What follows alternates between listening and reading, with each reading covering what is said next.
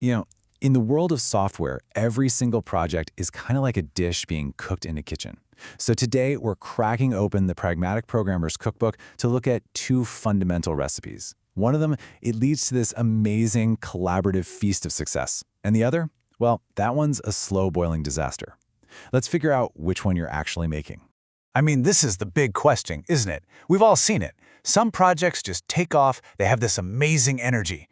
And then others, they just die by 1,000 tiny cuts. Well, according to the book, the answer lies in understanding two totally different stories about change. One is all about creating something amazing from basically nothing, and the other is a warning about not seeing the danger until it's way, way too late. All right, let's start with the good stuff. Our recipe for success is based on the classic fable of stone soup. And trust me, this is way more than just a kid's story. It's actually a super powerful blueprint for driving real change from the ground up, especially when you feel like you don't have the official title or authority to make things happen. Okay, so for anyone who hasn't heard the story, it goes something like this.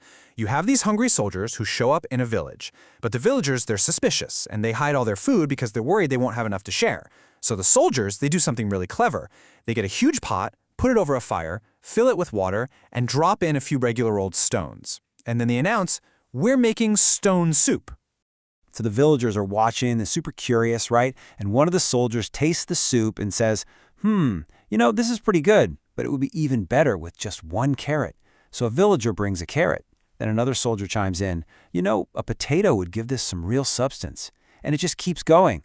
Pretty soon, everyone is chipping in something, and they all end up sharing in this incredible feast. For us, the programmer's role is to be that catalyst. You're the one who brings the stones and lights the fire. The preparation here is absolutely crucial. See, you don't walk in and ask for the whole banquet up front. No way. You start with something small, something tangible, something that doesn't feel threatening at all. Those are your stones. You make your progress really visible, which gets people interested and excited. And then, you invite people to join in, not by telling them what to do, but by making them feel like they're making something that's already happening even better. It's human nature. People love to join an ongoing success. And here is where that old fable just maps perfectly to what we do every day. The stones? That's your initial proof of concept, maybe a little script or a boilerplate. The fire in the pot? That's your shared Git repo, a place where everyone can see the action. You, the developer, you're the soldier who gets the whole thing started.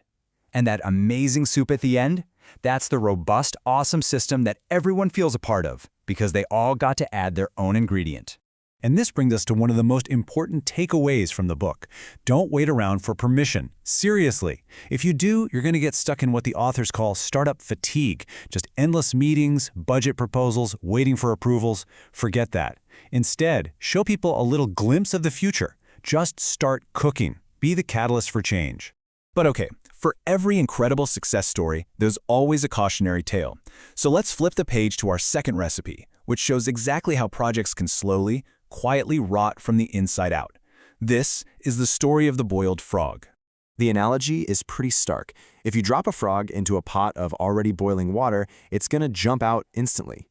But, and this is the scary part, if you put that same frog in a pot of lukewarm water and then slowly, gradually turn up the heat degree by degree, the frog won't notice. It'll just hang out, getting comfortable, until it's too late.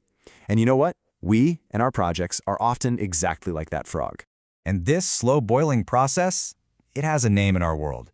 We call it technical debt.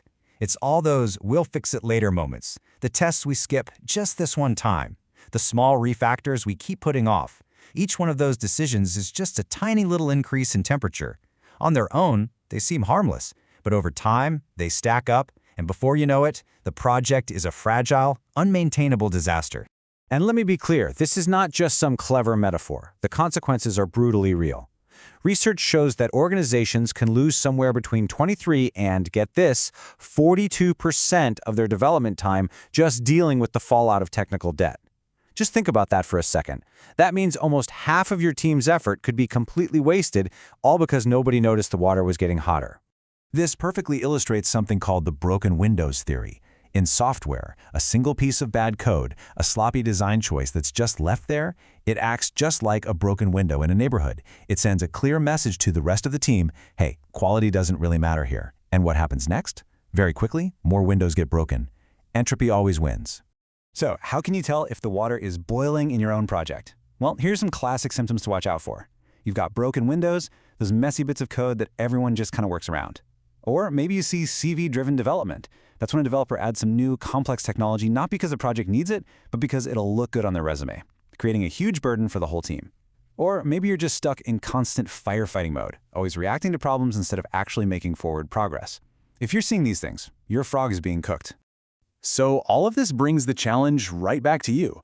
As the chef in your own project's kitchen, you have a choice to make every single day. You have a huge role to play in which of these recipes gets followed. So I want you to just pause for a second and ask yourself this honestly. In the project you're working on right now, which soup are you making? Think about the code you just committed, or that standard you decided to ignore just for now. Are you bringing stones to the fire, or are you secretly turning up the heat? You know, this isn't just about good code versus bad code. It's really about your intent. There's a critical ethical difference here. Stone Soup is all about sparking a change that makes things better for everyone. The end result is a better system for the whole team, for the users, for everybody. Frog Soup, on the other hand, that often serves individual interests, like that CV-driven developer at the expense of the team's long-term health and the project's future. That kind of change actively introduces harm. So the antidote to becoming a boiled frog is to develop what the book calls situational awareness.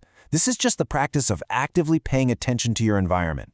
It means not just looking at the code, but actually seeing it. Not just showing up to meetings, but really understanding the team's morale. You have to train yourself to constantly feel the temperature of the water. And the book gives us some really concrete challenges to practice this. First up, the README test. Can you even explain what the project does in a simple way anymore? Second, try a clean reinstall. Just delete everything and start from scratch. Is it a total nightmare of hidden steps and weird dependencies? That's a massive red flag. And third, try to add a small new feature. If it feels like you're trying to move a mountain, your architecture is probably already boiling. So here is your challenge. I want you to pick one of these 3 tests and actually try it on your project this week. And I genuinely want you to come back here and share what you found out in the comments. Tell us what happened. Did you find a broken window? Just how warm is the water in your pot? Let's actually talk about it. Because ultimately, it all comes down to this one single, powerful choice. Every day, with every single commit you make and every conversation you have, you are adding ingredients to a pot. So what soup are you going to cook? Are you going to be the catalyst who brings the stones? Are you going to be the one who unknowingly just keeps turning up the heat? The choice is yours.